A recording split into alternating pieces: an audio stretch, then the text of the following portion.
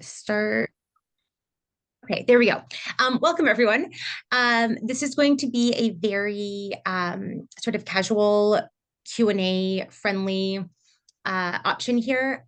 So I'm going to introduce, we have some wonderful panelists who have some experience in um, both reading applications for postdocs as well as applying for postdocs.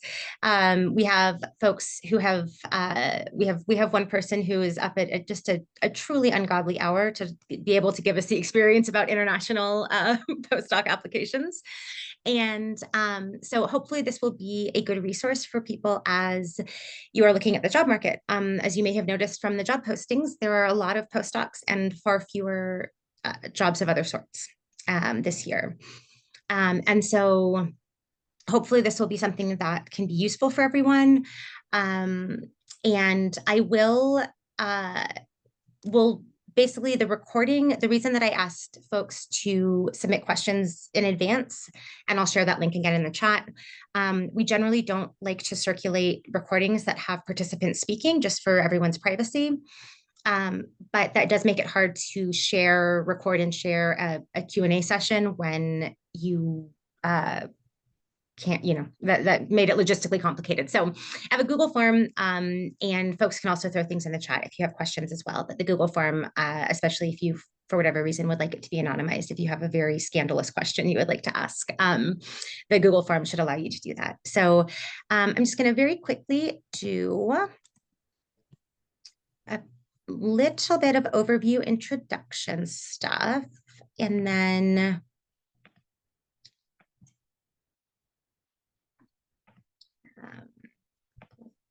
it doesn't, okay. Hopefully everyone can see my screen okay here. And let me just hide the meeting controls. Okay, perfect. Applying to postdocs, a job market event of the Women's Classical Caucus.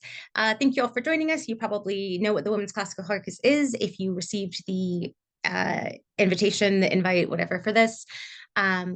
This is part of our ongoing series to try and help with all things job market. So this is very, I really like the color scheme, but there's a lot of sort of weird, like internet shape emoji type things on this particular template. So just FYI. Plan for today, what is a postdoc? Some brief introductions, and then the rest of the time will be spent on Q&A. You are welcome. I will say I'm only going to talk for like maybe 5-10 minutes max. You are welcome to throw things in the chat as I'm talking. It doesn't bother me. So if you have things you want to say, share, think, etc., you can feel free to use that as sort of a side channel conversation going on as well among folks. For all Women's Classical Caucus events, we use these essential agreements. So just I'll give everyone a quick moment. We'll be fully present and fully participatory, take responsibility for our own assumptions about intent, hold ourselves accountable to do the work of sharing experiences and coming to new understandings, be comfortable being in discomfort, and refrain from language or behavior that is threatening, harassing, or attacking of another participant. Hopefully we can all agree to those. Otherwise, perhaps you should not be joining us here if you cannot agree to those our kind of terms of engagement here. So what is this? As you can see, the kind of wacky little internet emoji things. So what is a postdoc? This is not an easy question to answer in my personal experience. So a couple things for folks who are brand new to the classics job market in broad terms. A postdoc is almost always fixed term, requires a PhD in hand, at least at the time of starting, may not require a PhD in hand for applications. And many of them do not, but you do need almost always a PhD in hand at the time of starting. There's almost always, but not necessarily, a research component, and that's going to vary by institution and by country. Occasional characteristics, particular identity focus. So there have been some, there used to be a Mellon postdoc aimed at first-gen college students, people who are underrepresented in the academy. A lot of those, particularly in this particular political climate, there is not funding for some of those types of postdocs, but on occasion there are postdocs that are geared at a particular demographic of applicants. Many of them have a particular project focus.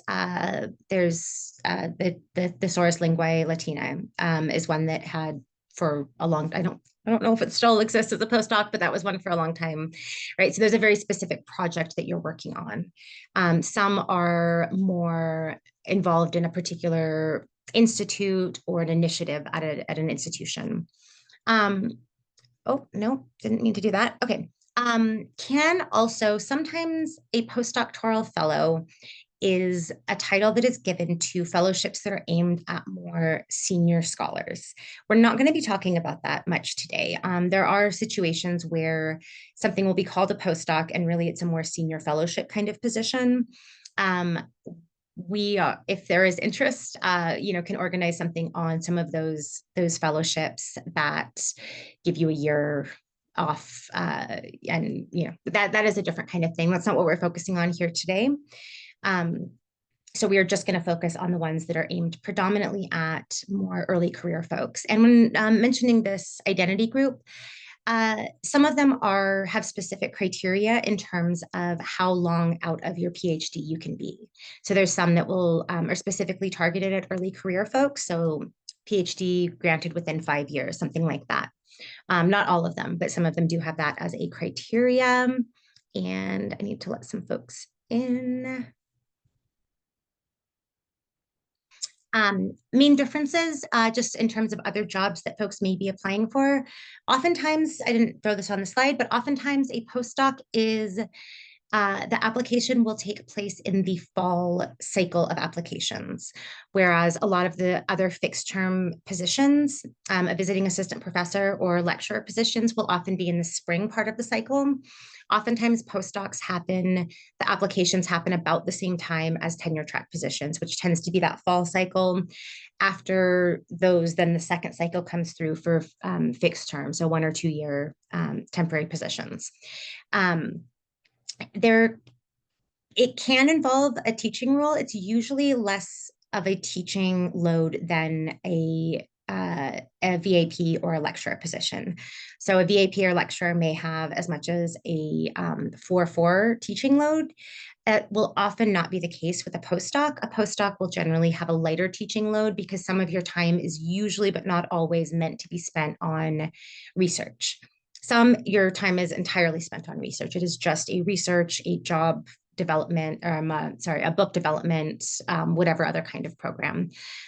So that is basically information about postdocs. I grabbed a couple out here just to give us an idea. I just wanted to highlight a couple things here. So this is one that Vassar is offering. Promising early career scholar, 2 years of limited teaching responsibility to develop or bring to fruition a major research project. This is a 2-1 teaching load, so relatively light teaching load, because a big part of this is meant to be research. Postdoctoral research position within a particular research project here. So this is one that has a specific scope involved.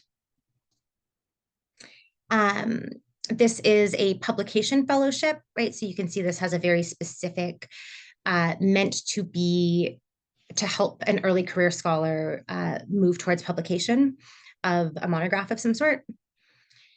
This is a teaching fellow.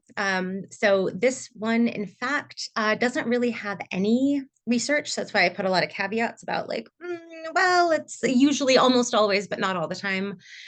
This is a pretty much just teaching position. So 2 1-year full-time teaching fellow positions in the Honors College. There is not really any particular research component in terms of what the institution expects from you here. A postdoctoral associate. This here again, this is more of a I don't know, an institute, Archaea is sort of a broader program. And so active role in the programming while also doing research. So has kind of a mix, but there's some specific job related criteria here in terms of participating in a steering committee, offering a graduate seminar, things like that.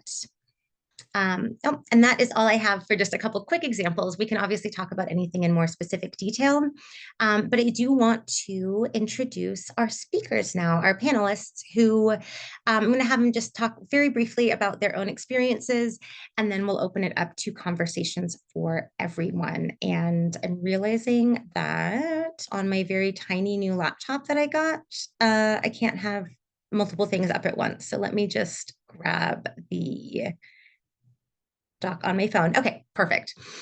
So our first panel member is Dr. Jessica Lamont. She's an assistant professor of classics and history at Yale and an affiliate of the program in the history of science and medicine. Came to Yale in 2016. Same year she finished her PhD in classics at Johns Hopkins.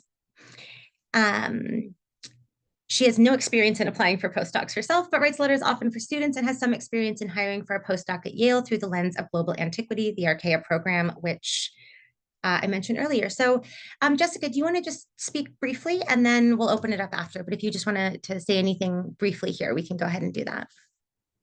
Yeah, hi everyone. Thank you so much, Amy and the panelists and all of you for coming. As Amy mentioned, I have no experience applying for postdocs. I totally missed that boat myself, and I really wish I hadn't missed it. It's a really great opportunity, and what I've noticed more and more is that different jobs are very keen to work with the parameters of a postdoctoral fellowship, such that if you shouldn't think about it as applying for tenure track jobs or postdocs.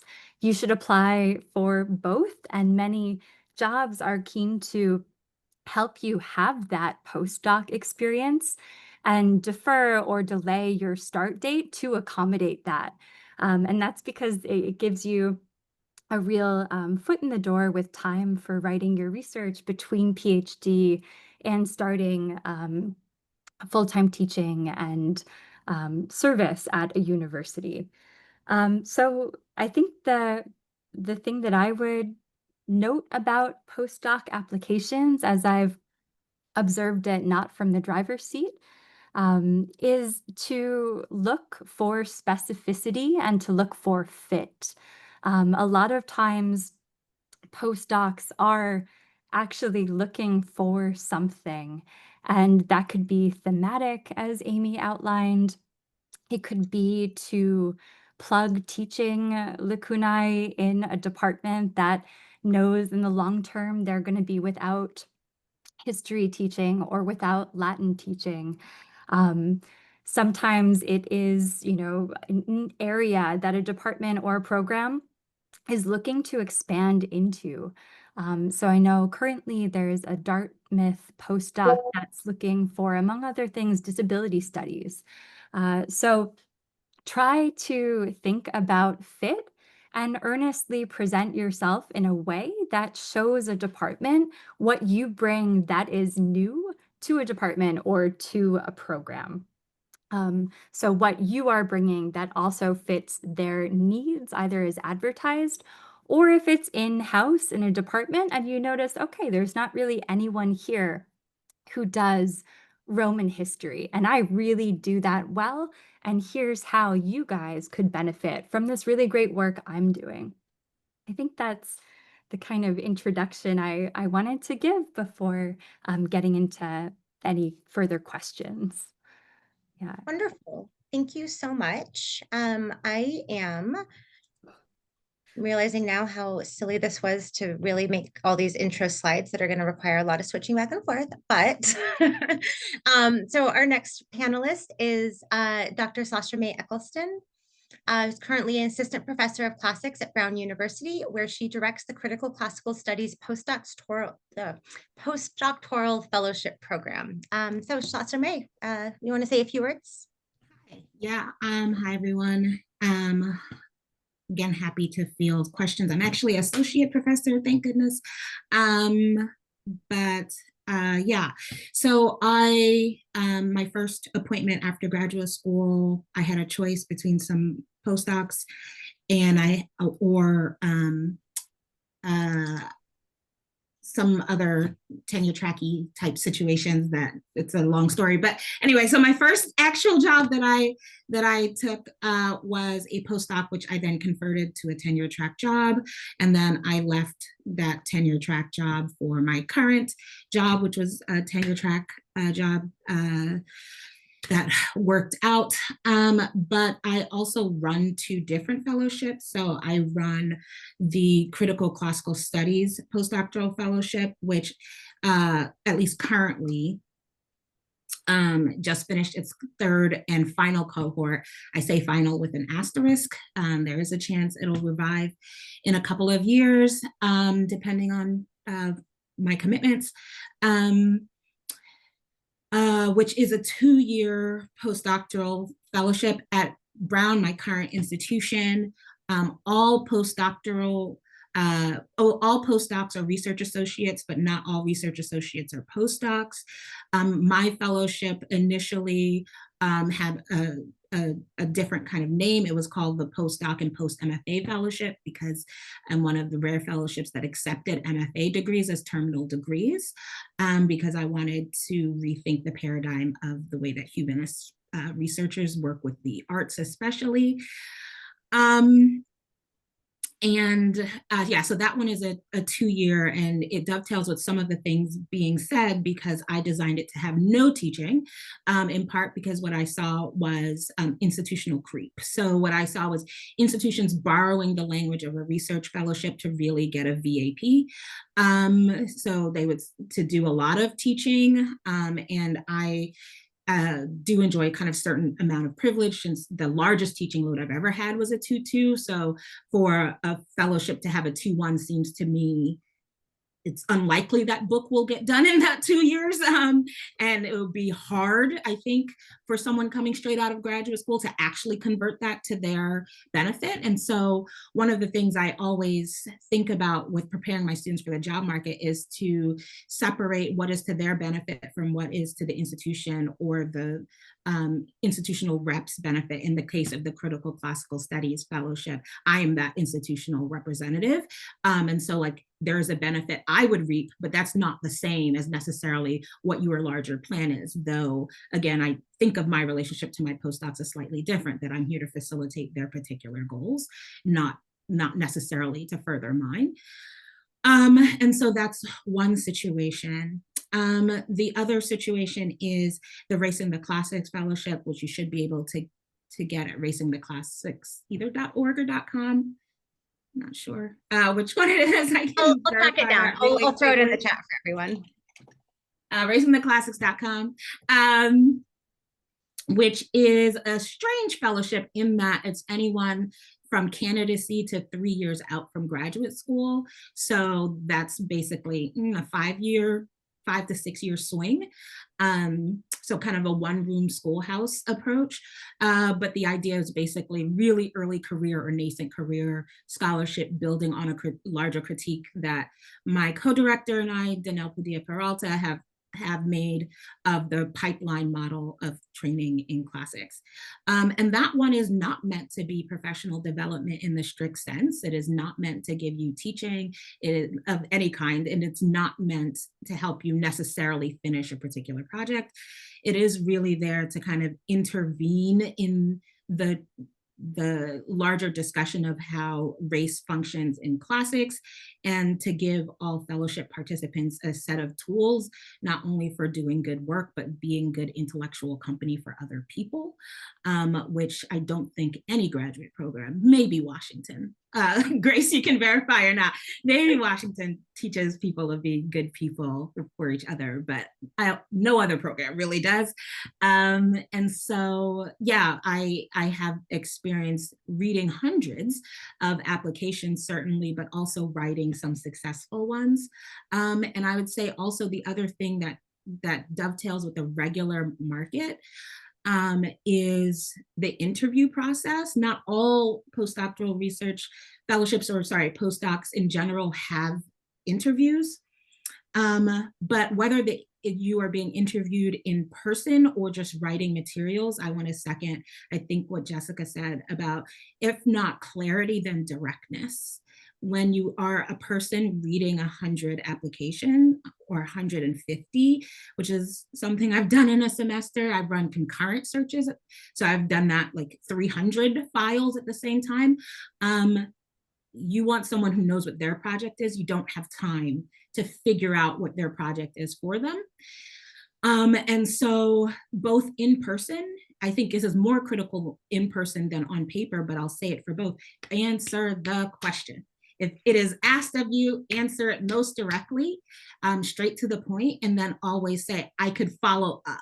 But the first answer, even if you in person take a beat and say, let me have a moment to think about that so that you can formulate a thorough and direct answer, it is so memorable. It is so memorable when someone answers the question versus does like verbal gymnastics or talks around, or even if they get to it by the third time, even with all of the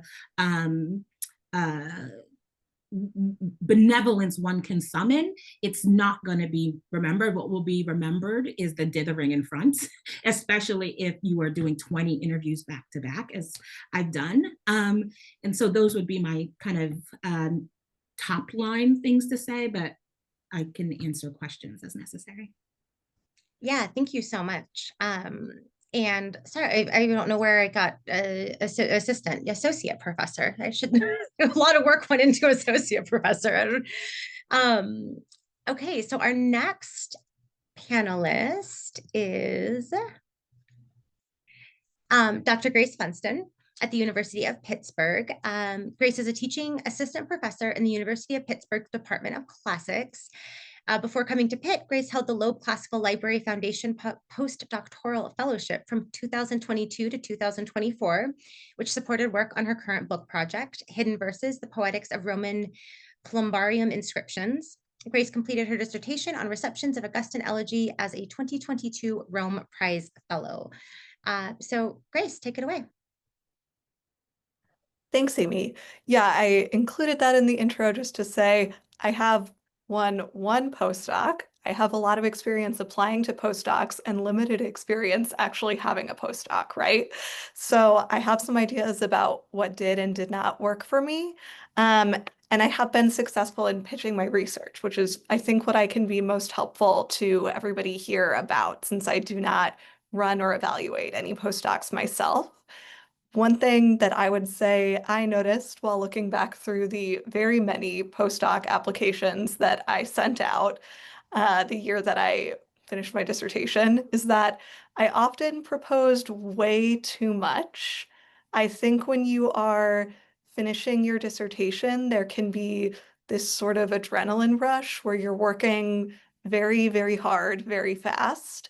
And I would say that don't bite off more than you can chew in the application. What I noticed about the unsuccessful ones was that I thought I was going to finish turning my dissertation into a book in 1 year and then write something else. Don't think that you're proposing too little when you're trying to get your dissertation into a book. Don't be like me here. Excellent. Yeah, thank you so much. And I should have noted, we are pivoting from the people who have been, who specifically have insight. Sasha May actually has insight on both sides here, but specifically have insight in seeing applications from the evaluator, from the assessing side, into people who were specifically asked to participate because they have held some of these positions. So, you know, just to kind of see both sides of that. So our last of our 4 panelists is, nope, that's not right. Hold on.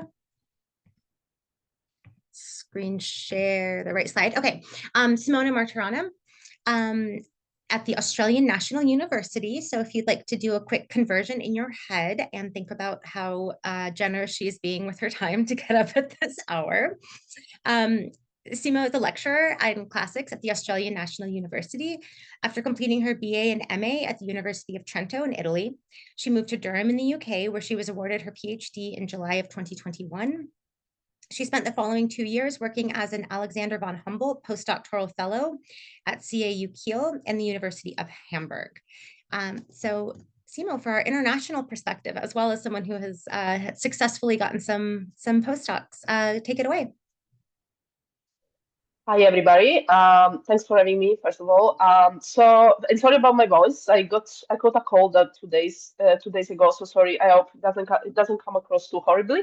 So okay, so basically my experience is I think I'm more experienced with European postdocs, broadly speaking. I think my feeling about European postdocs is that they fall in two main categories.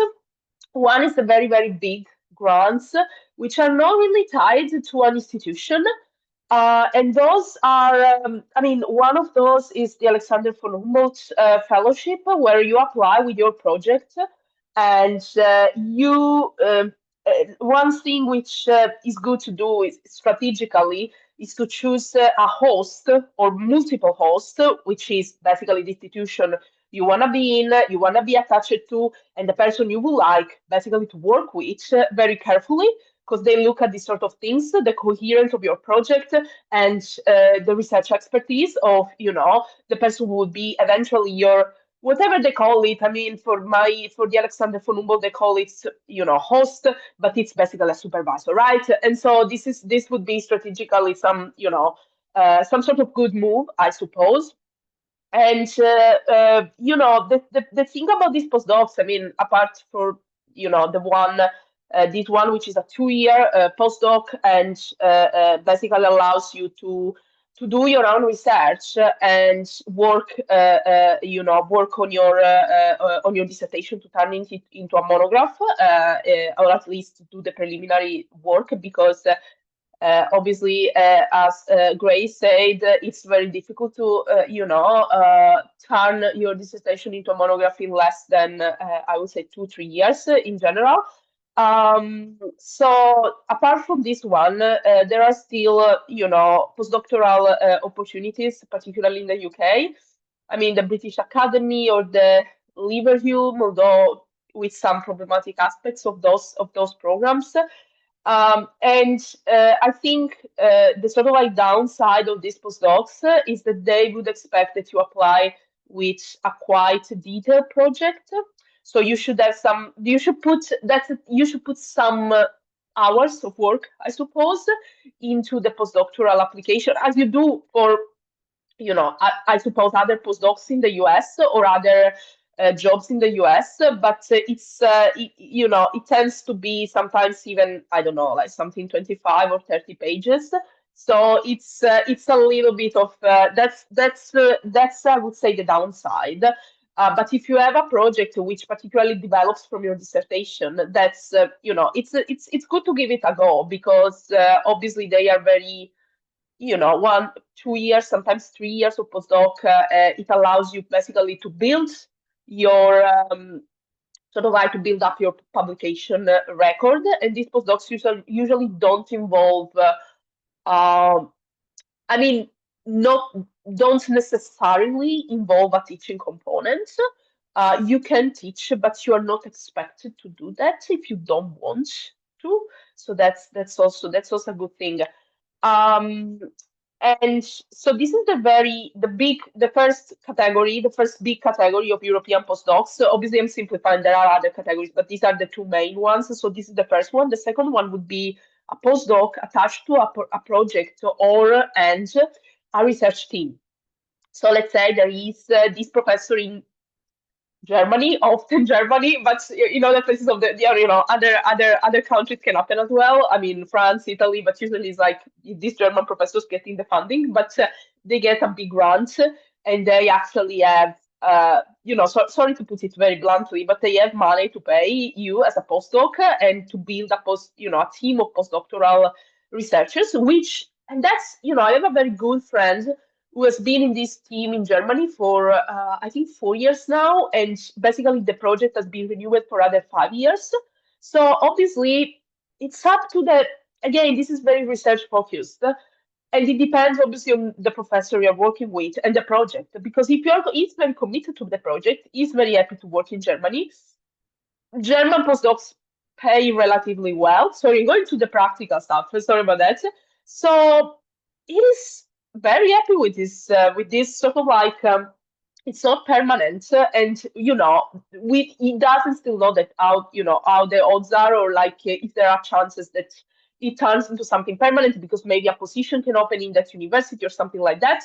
But he's pretty happy with this, basically 9 years of continued position, which is not too bad considering the current situation. So in my experience, these are the two basically I would say main groups in terms of like European postdocs. And the other thing I just wanted to mention is sometimes people who people who do a PhD in Europe, geographically speaking, so this includes the UK, in general, the PhD tends to be shorter than the PhD in the US because it's 3 years or 3 years and a half, sometimes 4 years now in some countries and some institutions, but no more.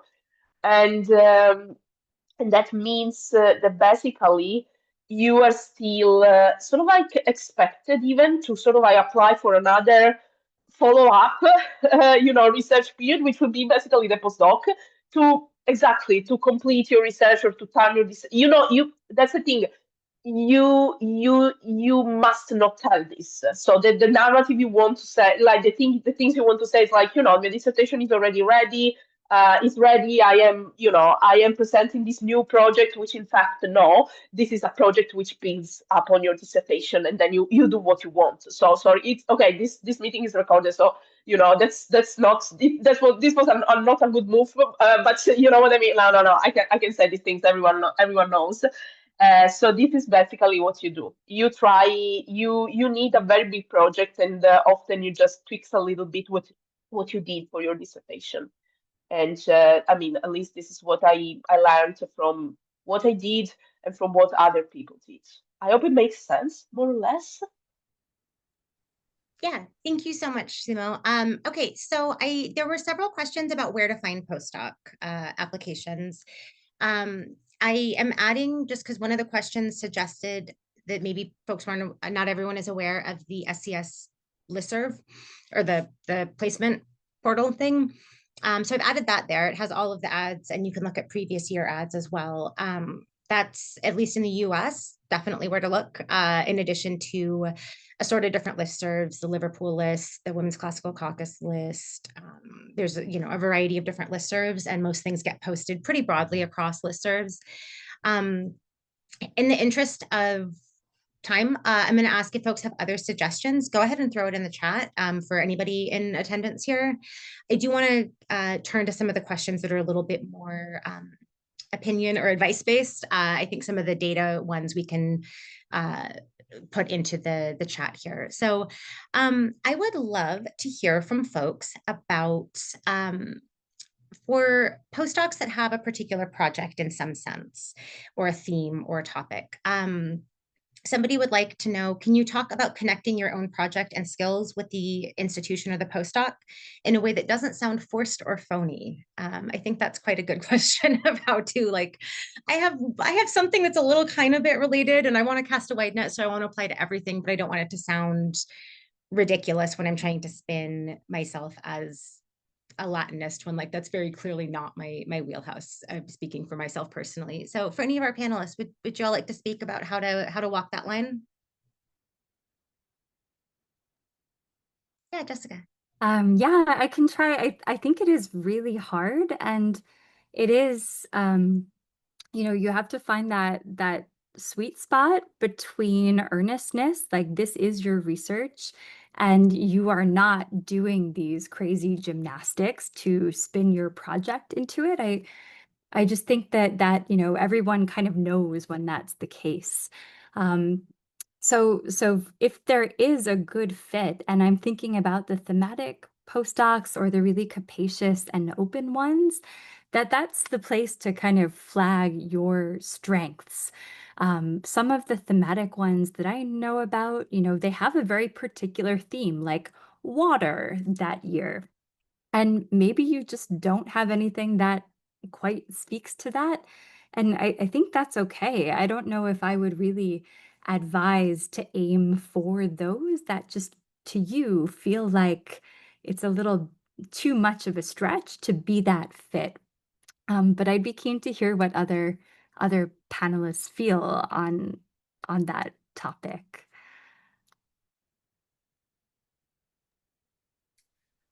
I mean, I think about it in terms again of the face-to-face or face-to-Zoom interview. So the litmus test I would use is if you can't explain the connection in a quick one sentence, then it's not worth talking about. Right. So, you know, the best one is something like, I would love to, for me, it would be like something like, I would love to work with Sarah Sharma because her book was the foundation of my first book. that directly. If it goes more like, this person has once wrote an article on Anne Carson as I did, that won't convince anyone.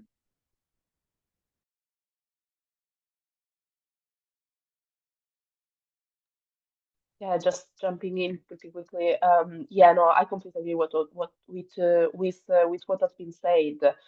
Particularly if like it's a if it's that is a thematic postdoc or a research team, and you know you really feel or understand you are not fitting for that in terms of like research expertise. It's probably better that you just channel your energies for applying to other more fitting postdocs or other job opportunities, I think, because yeah, otherwise it's probably not worth also like investing your own time doing that.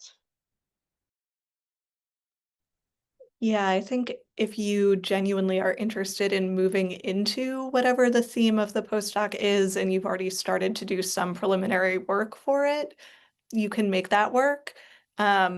But yeah, would agree with what everyone else said, and I can say from experience, I applied for everything I found, and I did not get any thematic postdocs that didn't actually relate to my research. So was not successful for me. Yeah, thank you. My instinct is that the job market is saturated enough right now that if you're not actually a good fit, that will come through in the application. So there were a couple questions that have to do with some postdocs feeling like they're kind of scaled to be dissertation to monograph. Some seem like they want to know about a second project, whether that's a second book or, and just kind of thinking about that, if you're coming fresh out of your dissertation, how much should you be thinking about a second book project with your application? Should you be, Grace, I think you mentioned like, maybe don't don't promise too much. Turning your dissertation into a book is actually a lot of work, and that will take up your time. But there were a variety of questions kind of talking about how much should the second project, like, of course, we all understand I will be turning my dissertation into a monograph. Here's my next thing, or focusing more kind of short term. And then there was a follow-up to one of these that had to do with, is there a way to tell from an application? Are there things that you would see in the job posting or the postdoc posting that would indicate what they're looking for exactly? Are they looking for your next thing? Or are they looking for, this is a place to hone your dissertation into monograph?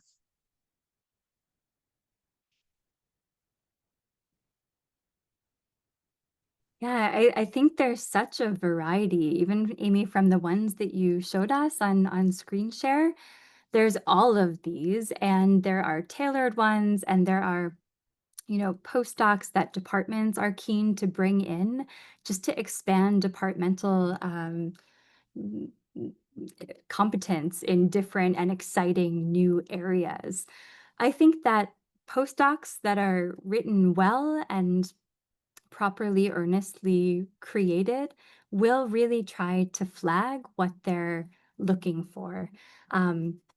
My most recent experience, I'm involved in a global antiquity program at Yale. It's trying to kind of put Greece and Rome together in dialogue with ancient China and early Mesoamerica and Egypt, and to think globally about antiquity.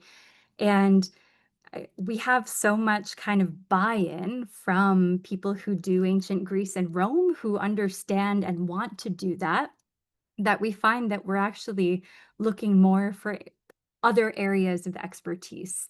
And so in that situation, I think we phrased it was actually on the slide that you put up without us talking about this. I think we phrased it as like, we are particularly keen for scholars who work outside of the ancient Mediterranean. So usually there's some sort of flag about the gist of it. And so I think, again, it then goes back to that question of, thank you, right above the highlighted paragraph, right? We especially welcome applicants working in areas beyond the ancient Mediterranean world. And we were keen to tap into expertise on early China, for example. So trying to, if it's an earnest fit, to find those clues about what the heck a committee might be looking for and go for those if it's a good fit with what you do. Yeah, one of the things as a reader of applications or fellowship director that's always painfully obvious is especially because all of the fellowship applications or interfolio sites that I've created, and this has been numerous, I have written really particular questions, and it's always interesting to me when people don't, again, answer the question, and it's just like they're cutting and pasting from pre-existing applications. A thing I understand given the way the job market is structured, but that actually can come to bite you in the butt for these that might actually be really well paid and are not asking you to do much. And so kind of reading the instructions, as Jessica is saying, and also sending a well-worded email for clarification if there is something that you don't understand. The other thing I wanted to mention about like some, I think Columbia back in the day, the Society for Fellows used to ask you a lot about your second project. And that always did feel like kind of CF Simona's earlier comment about like the game about second projects. And I think, again, like the way to approach them cognitively or like intellectually would be to not be thinking necessarily about the second project or that it would get done during the fellowship term, which everyone knows is a flight of fancy, but mostly because you're probably going to be looking for another job during, so like, do you know what I mean? Like when between the actual doing the fellowship thing and then going on the market again, when would this second book get done? But is to think about that again in preparation for either the application or the interview as can you understand your trajectory? I think this is very hard to do when you are still finishing graduate school. In part because I think one of the big shifts, and this is what I talk about when I onboard my postdocs, so when I have the first meeting before they actually start working for me, is that they have to transition to being a graduate student to being a postdoc, and these are not the same. I tell my graduate students all the time, up until you submit and become a doctor, like everyone will ask you about your dissertation, and as soon as you have your PhD, no one wants to hear about your dissertation. No one cares. No one wants to talk to you in depth about it. Like really, no one cares. So there's this hard transition to go from you've been proving yourself, and you think that these applications are about that. They are not. They want to know the information they are asking for and whether or not you fit for their project. The deciding whether or not you are smart is actually like not most of their interest. For some of them it is. For some of them it is really kind of they like your profile and some other things. But for the bulk of them, like that's not what the information being sought is. It really is like this larger arc of like, yes, you wrote this dissertation on this thing, but like, what kind of thinker are you? And therefore, like, how do you slot into the various things? Because that might not actually be apparent from your dissertation topic. And again, if you're going through hundreds of applications, having something that's spelled out directly like that is much more valuable than a throwaway paragraph about a second project no one will ever see. Great, thank you. Oh, Jessica and also Grace. Okay, go ahead. Another thing that I've worked with some students on is when you are applying for first jobs, postdocs, tenure track, any sort of job, is, especially if it's a research position, and again, it's earnest, to flag in progress projects, articles, things that you're conceptually interested in and that you know, are hoping to turn from a graduate paper or a presentation at the SCS into an article, to not shortchange yourself from those intellectual investments, and to put that forth as real forthcoming in progress research. So even if you are still working on getting out your first chapter or your first article, to give the details, some granular information about what that is, the contours of it. You've done this as a presentation and it will be an article one day. I think that's really helpful. And for these research heavy postdocs, that carries a lot of heft, and that can be, you know, representative of work tied to or different from your dissertation, that adds something that diversifies you or tethers you in a new way to the postdoc. Yeah, and so indicate those in progress projects, because that is real research, and that is read as real research that is forthcoming conceptually. Great. Grace. Yeah, just to agree with what Sasha, May, and Jessica have said, I think somewhat unusually, my postdoc, which was not thematic, it's one of the Loeb postdoc is not themed and it's just research based. But the project that I proposed was not my dissertation. It was moving from one chapter of my dissertation to a book about just things relevant to that chapter. So I think that's another way that you can kind of show new directions that you're moving in. I'm not sure I would recommend it to everyone because it makes more work for you as you are moving forward. But yeah, my advisor told me to treat each postdoc application as another possible future. And I think it can be an exercise in figuring out, where are your research interests going? Where do you want to move next? Yeah, Simona, go ahead. Yeah, again, jump in very quickly. Yeah, absolutely. Following up to what Chris was saying, I think that some postdocs actually expect that you draft a new project. And again, that can, there are several ways to do that, and there is not necessarily a very, like, sort of like, a right one.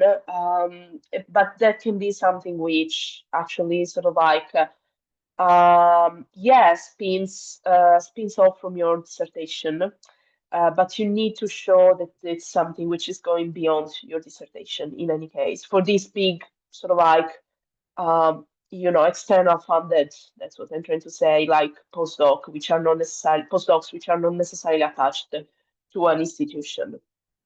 And so, it's, I think it's really a matter of understanding whether you have already a sort of like new research idea as you are finishing up your dissertation, and you would like to invest your time in writing a project on that research idea. And again, it's not something which is, this is what basically I also did, was a different project that I ended up, working on my dissertation and turning it into a monograph, but the project is still there, and basically still something I'm working on. So in the end, it's not necessarily a waste of time. I think it really depends on where you want to go as a researcher. Exactly. It's a matter of research trajectory. You need to plan a little bit ahead and see, okay, if I write this project, which is relatively new, is this going to be useful for me in the future? Okay. And I think that's a question you need to ask yourself if you are embarking on, on this writing of applications for postdoctoral fellowships, which require or expect a new, relatively newish thing. Yeah. Great, thank you so much. I know I want to be cognizant of the time and we're running short here. But I'm going to throw two questions out and folks can respond to whichever one they want. So one is, will doing a postdoc as opposed to a lecture, visiting professorship, put your career at a disadvantage and that like your PhD becomes stale when applying for tenured positions later on. And I'm worried about having professors write a billion rec letters for me. Can they have the same basic letter? Should I try and get a variety of professors with different letters for different things? How much is, I'm thinking particularly about this, like how necessary is it for the letters to be tailored to that postdoc position rather than just like a generic letter that they put into Interfolio and you use for all of your applications? What thoughts on that, folks?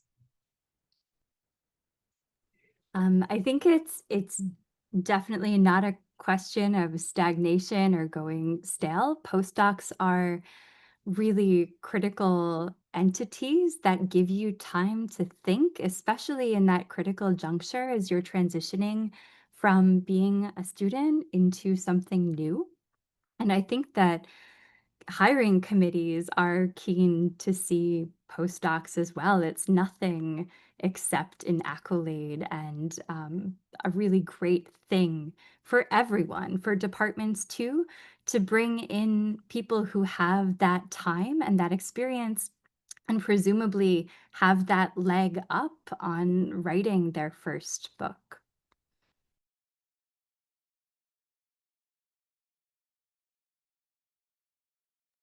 Grace, take it away. Y'all are our expert comment. You don't need to just unmute and kick the door and tell us what you think. Okay.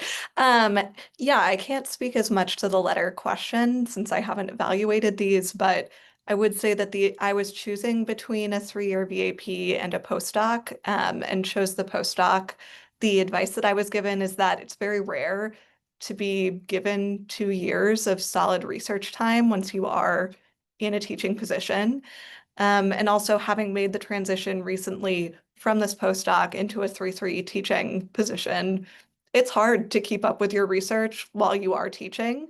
It can be a tough transition, and the more time you can get for a research project, really the better off you are. Yeah, I'm going to third that if there is a hierarchy between any of these positions, the loose hierarchy would be postdocs at the top.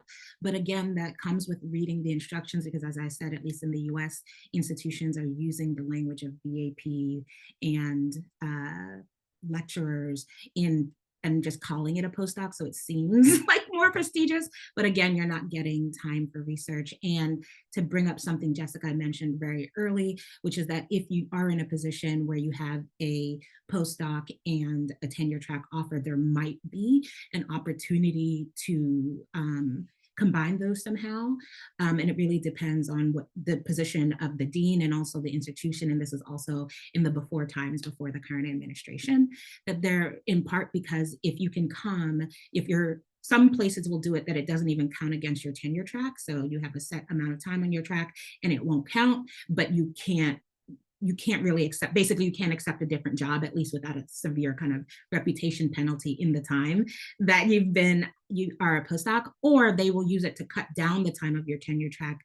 And then basically use it as a time for like, hey, great, you got a like mini sabbatical to do this work. And that makes you more likely to achieve tenure, which most, but not all institutions want the majority of their faculty members to achieve tenure. So it's actually in their interests. And so to kind of keep that in mind, I will say that as far as letters, for example, this summer, I read one of the best letters I've read in like 10 years. And I think it was tailor-made for the opportunity. But what was the best about it was how organized it was, and again, how direct and clear it was that I did not know this person. And I felt by the end of that letter that I knew this person. And so I don't know if it's about generic letters or not, where it's really actually about good letters or not. And unfortunately, it's very, very hard to know when you're on the student side who's a good letter writer or not. But what you can do to be less passive in the process is give your letter writers enough time. Tell them again about your broader trajectory than they might know from being on your committee. Maybe if you again have other things in progress, as Jessica mentioned, that might be really good to share with them. or to remind them, for example, if you're still in the program versus, a couple years out, remind them about some of those seminar papers that you wrote either like for them or for other faculty members that really explains kind of not only like what your dissertation is on, which again, I understand that part of your career is so much of your focus, but really like what kind of scholar you are is a very different kind of category. And so to be able to provide a letter writer with that much information would be great, rather than like they are a very good teacher and they got this score.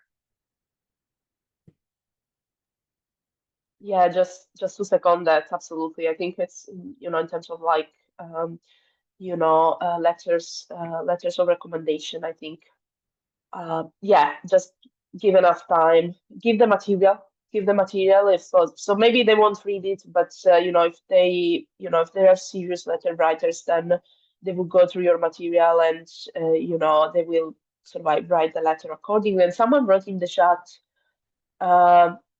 Suzanne, yes, don't worry about asking advisors for letters. Yes, it's their job. Yes, and so this is I think, yeah, absolutely, I completely agree with that. I would note as a caveat, some professors are going to be better about writing multiple letters than others. That, don't worry about asking for them, but the response you get may vary by the professor in question. But we are just about out of time, and I do want to be cognizant about everybody's time here. I guess as one last one, and I will, some of these that can be answered, otherwise I will solicit some answers and put them in. I'll just send out a follow-up email to everyone who registered. So the ones we didn't get to, as best as I can, I will try and circulate to some folks, our panelists or other people, including getting some samples of what things look like. But I guess I would ask, especially for people who have been in a teaching and also a teaching and research, or who have assessed applications for a teaching and research sort of postdoc, how much focus should be on each of those elements? So let's say you're teaching a 2-1, or just like one semester, you teach one seminar once a year.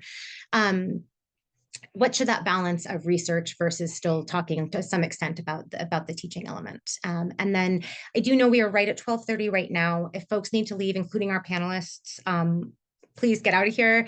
Otherwise, if folks do have anything that they want to very quickly say here and can stay, please do so. But otherwise, like I said, I'll send out the recording. Also, I'll collect some materials. But if folks do have an extra like 5 minutes, just because that did come up in several questions, and if we can't answer it, I would love to. One thought that I had is, I think a lot of really good postdocs will offer this great deal of like a 0-1 teaching load. And that's because I think a lot of places understand that part of the business of a postdoc should be to help you get from point A to point B. And that's primarily in terms of research and research output and making that first push on a book project. But teaching is a huge part of this business as well. And so postdocs that offer you that, teaching opportunity to think really seriously about that. And my assessment, what you propose for that course, that seminar, that graduate seminar, that undergraduate first year class, that says a lot about how you are packaging and presenting yourself, right? So if it's an open sort of postdoc, look carefully at departmental curriculum. What is in place? What is kind of the bread and butter? And then what could you bring that could really spice things up, that could bring something totally new to that program or department? I think in non-specific postdocs, that's a really good way to think about your fit within the department. What would you bring that nobody else is teaching, that nobody else can teach students about? And how you craft that teaching component of the postdoc can be really important. And in my experience of reading, that is a factor upon which decisions are made, how we're drawing up the long list and the short list. We're thinking primarily about research and what you've told us about your research, but we're also thinking about what you are bringing in by way of teaching. So think about the kind of proportionality of a postdoc. If it's a 1-1, you get 2 chances to design 2 blockbuster courses and do that in a way that says something about your research strengths. I also tell students a lot, and I have to think about it myself too when I write statements of my own. Frame it in terms of your interventions, right? So don't say, my dissertation is about X. What are your interventions in the field? How is your work doing something new and bringing something really new to classics? So yeah, work hard on those statements and frame it in terms of your interventions. Think about it with kind of a bang in that sense, what you are bringing to a place, a program, or a department.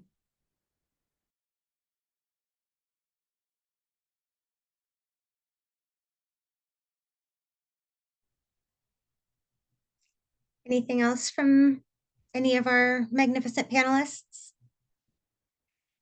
Yeah, I would just say just second, really doing kind of your institutional research. One of the things I've done for friends, but also students is to be like, you can have a really quick sentence, even on word limited forms that are like, if a class like this has not already been taught, right? So like you can, because some places do have like classes or syllabi firewall, so you can't see, right, that something like this is already on the books, but you can gesture towards your ability to craft more, or if you've seen that something like this has already been taught, you can say like, I know that there's already been something that a class on witches and abortifacients has already been taught, and I'd be happy to teach my own version of that, but I can also offer this. So again, it's one of these things that's like, you don't know all of the institutional politics that are going into any of these positions, unfortunately, and maybe also fortunately, because if you knew, you probably wouldn't want to go. But to make kind of just like an allowance and a space, both for showing up as yourself with a research trajectory as a scholar, right? Like once you have that PhD, you've been let into the guild somewhat, right? But also that you understand you're part of a larger project or cog, or to Simona's part about the large research teams, right? Where you are doing a component, but right, you are part of this larger project. So being able to think about that even in the kind of American institutional system, I think, again, will remove, not fully, but some of that passivity that can come from being on the market, because it's just a slog.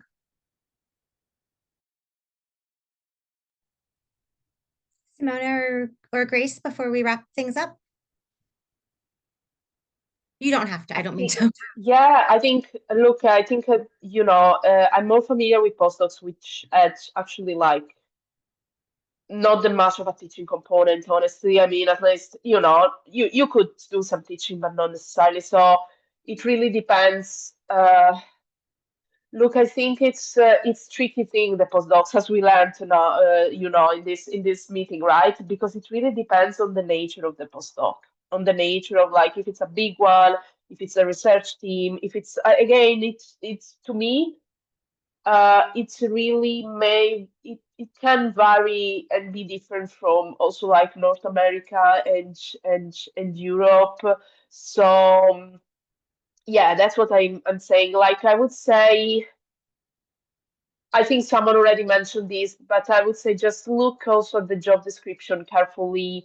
Look at the program, because sometimes the postdoc is just a program, a fellowship, right? And this is very similar every year, the call for like projects, and see whether you really can sort of like, it's really worth investing your time in that thing. I know that the job market is hell, honestly, but it's also like a matter of channeling really your energy. So, it may be better to apply for some different postdocs, for some different not more structured because it's better, but just because it's a teaching and research position or just teaching position, and because you may be a better fit for that, and you may want to invest your energies on that. That's what I'm yeah. These are my 2 cents. Yeah, I think all I could do is agree that I held an all research postdoc at the same time that my partner held a mostly teaching-based research, not research, sorry, a mostly teaching-based postdoc. And what our applications looked like for each were very different, right? So it is a sense of getting, as Sasha May already said, looking carefully at the application. And the only thing I would add is looking carefully at the type of institution, right? Who is offering it? Is it a small liberal arts college? Are they looking for something more like that? But again, Sasha May already said it. Okay, excellent. I do, yeah, just to what Laura had asked in the, if you, I think if they don't have limits on the page number, it never hurts to, would be my instinct. If fellowship statement has a lot of elements, be on letterhead, like a cover letter. I think letterhead, if you can get the departmental letterhead, is nice in general. I think it just, I don't know, it looks sharp. I think it generally appears a little more professional. Oh, sorry, I think there might be 2. Jessica, you might be answering a different question then. If there's no cover letter requested in the application, I personally wouldn't send in a cover letter if they don't say include a cover letter, but it seemed like you were saying, do we want it on letterhead like you would put a cover letter on letterhead? I do think you put it, I think it never hurts to put it on always letterhead. on letterhead. Letterhead. Sorry if I confused that response. Yeah, no, I very much crossed my wires but yeah, I think, I think, I don't know, letterhead looks nice if you can get it. And it's pretty easy to get digital letterhead as well these days. So if you can ask like if there's a department admin who might know, it's pretty easy to get digital letterhead. So you don't have to actually do put the old school letterhead into the printer and, all of that jazz. Like digital letterhead is pretty easy to get these days. Okay, thank you so much all for your time, for your insight. Panelists, I'm going to follow up if there's just anything, some of these other questions we didn't get to, if y'all have thoughts you want to share. And put them in a Google Doc, if you guys want to weigh in on those at all. But thank you so much. This was put together fairly last minute on a request from a graduate student who is applying for postdocs, and clearly the registration and attendance numbers reflect this was a conversation that was needed and helpful. So again, thank you all so much for your time. I will follow up as soon as I can. We'll have the recording link as well as some of these resources, and hope to see you at the next Women's Classical Caucus event, which there's one like tomorrow. I've forgotten what it is. I should have put it in. But anyway, there's more Women's Classical Caucus events. Go to them. Go to all of them. And have a wonderful rest of your day, folks. Thank you so much. Thank you. Thanks, everyone. Bye.